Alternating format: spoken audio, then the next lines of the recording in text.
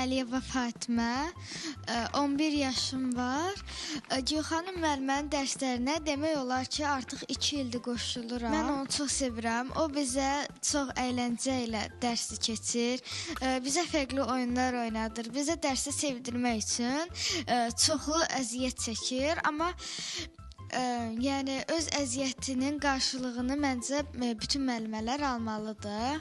Gülxanım müəlliməni çox sevirik, çünki o bizə çox kömək edir. O bizə həm dərsləri öyrədir, həm də həyat dərsi verir. O həm də bizə bir ana kimi rəftar eləyir.